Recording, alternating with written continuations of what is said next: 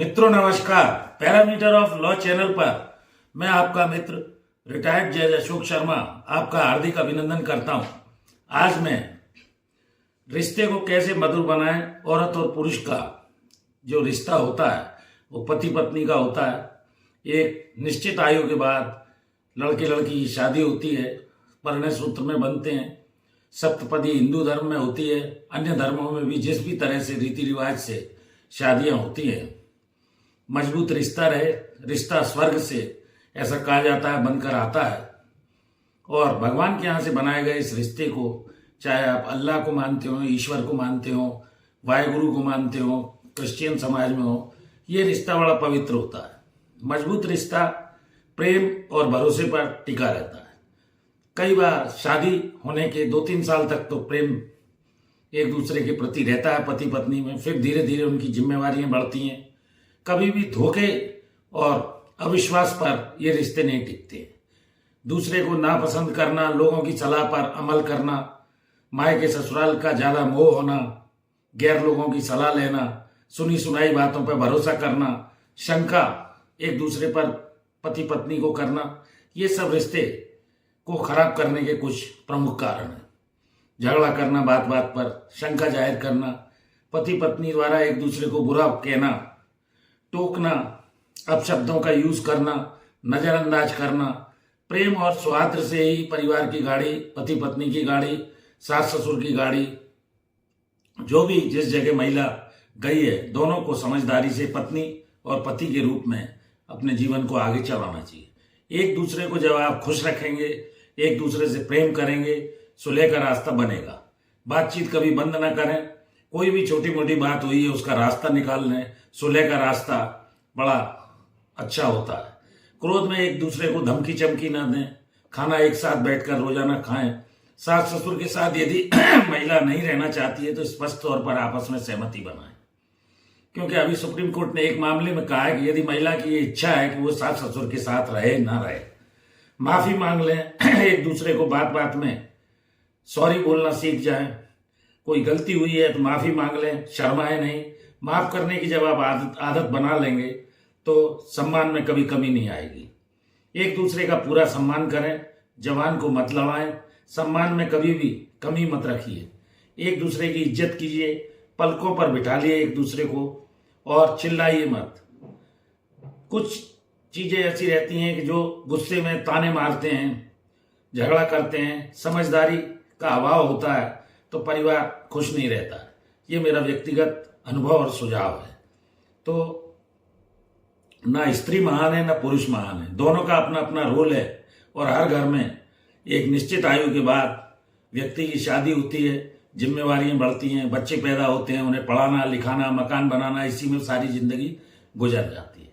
तो इस वीडियो को बनाने का मेरा एक मुख्य उद्देश्य यही है कि रिश्ता आपका स्वर्ग से बनकर आया है ऐसा माना जाता है।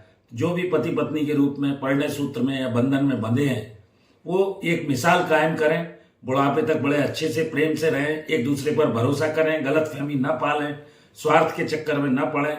हर व्यक्ति की अपनी आवश्यकताएं और किसी न किसी रूप में आवश्यकताओं को एक दूसरे की पूर्णता ही जीवन का मुख्य उद्देश्य है। तो एक दूसरे को खुश रखना आपकी जिम्मेवारी है। सुलह का रास्ता अपनाइए। कोई बातचीत हो गई है वहीं उसका निराकरण कर लीजिए। क्रोध में कभी भी उल्टा सीधा मत बोलिए।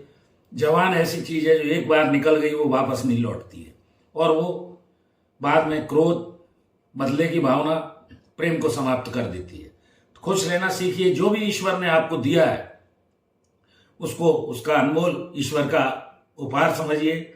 मनुष्य का जन्म मिला है, चाहे वो पति के रूप में, पत्नी के रूप में। थोड़े समय के लिए आप एक नाटक मंच की तरह जीवन में आए हैं। अपना अपना रोल आपको निभाना है। और ये हमारे सामाजिक संस्कृति में है कि शादी होने के बाद बच्चे पैदा होंगे, आपकी जिम्मेवारियां बढ़ेंगी। पति पत्नी के रूप में आपको पैसे की भी आवश्यकता पड़ती है। एक दूसरे का सम्मान कीजिए, उसमें कमी मत रखिए और जुबान को मत खोलिए। एक दूसरे से शांतिपूर्वक गुस्सा मत कीजिए, क्रोध में, चिड़चिड़ाहट में, चाहे वो आप मायके में रह रहे हों, ससुराल में रह रहे हों, जहां भी हैं। क्योंकि अलग अलग परिवेश से दोनों पक्ष आए हैं। वर अर्थात लड़का अपने अलग परिवेश में पला है, लड़की अलग परिवेश में पड़ी है। तो इन सब चीजों को गलतफहमी पालकर किसी के लिए तानाकसी करके मोह माया के चक्कर में मत पड़िए। एक हिंदी कहावत है, गौधन गजधन बाजधन और रतन धन खान, जब आवे संतोष धन सब धन दूरी समान।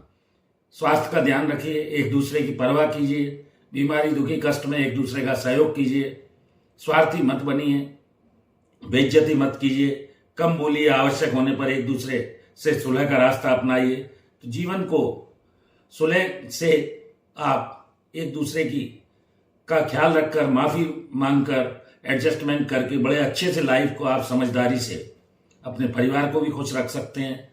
देखने वालों के लिए समाज में एक मिसाल बन सकते हैं। मेरा ऐसा सुझाव है, क्योंकि कुछ समय से मेरे द्वारा ये देखा गया है कि नए जो पेयर हैं, कई पेयरों में 10-5% में तलाक के मामले कोर्ट तक पहुंच जाते हैं, पारिवारिक परामर्श तक पहुंच जाते हैं।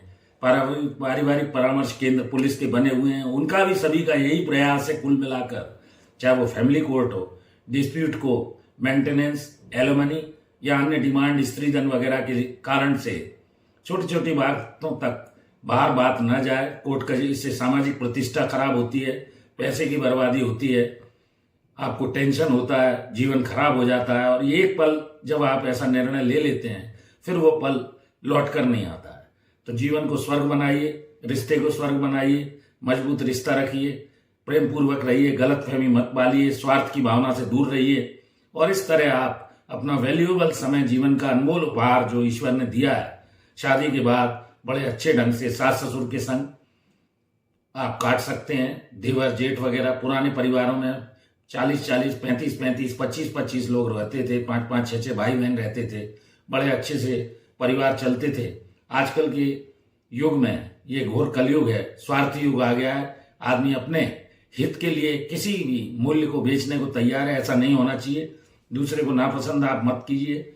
जब आपकी शादी हुई है, स्वर्ग से जोड़ा बनकर आया है, ऐसा मानिए। सुनी सुनाई बातों पर शंका मत कीजिए, एक दूसरे पर तानाकसी न करें। प्रेम पूर्वक आप जब परिवार को चलाएंगे तो आपका जीवन स्वर्ग की भांति, असली स्वर्ग यही है।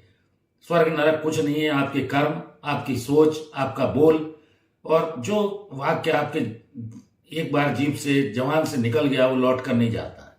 इसलिए सोच समझ कर बोलिए, मोह माया के चक्कर में मत पड़िए, अपने कर्म को करते रहिए और इस तरह आप जीवन को बड़े सुखमय ढंग से व्यतीत कर सकते हैं, ऐसा मेरा व्यक्तिगत तौर पर मानना है।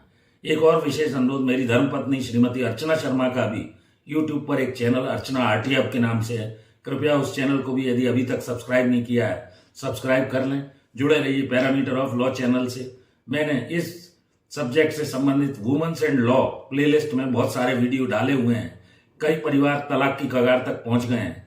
1-2 लोगों ने मुझसे कुछ सुझाव भी मांगे कि उनकी बहू ने किसी जगह रिपोर्ट कर दी, उनको बार बार पेशियों पर जाना पड़ रहा है, थाने में जाना पड़ रहा है, जमानत के लिए जाना पड़ रहा है। ऐसी स्थिति से बचिए और बड़े अच्छे ढंग से आप अपने वैल्यूएबल समय को औरत और पुरुष बर्बाद न करते हुए अनमोल जो उपहार ईश्वर ने दिया उसका भरपूर फायदा जीवन भर उठाइए। धन्यवाद। नमस्कार।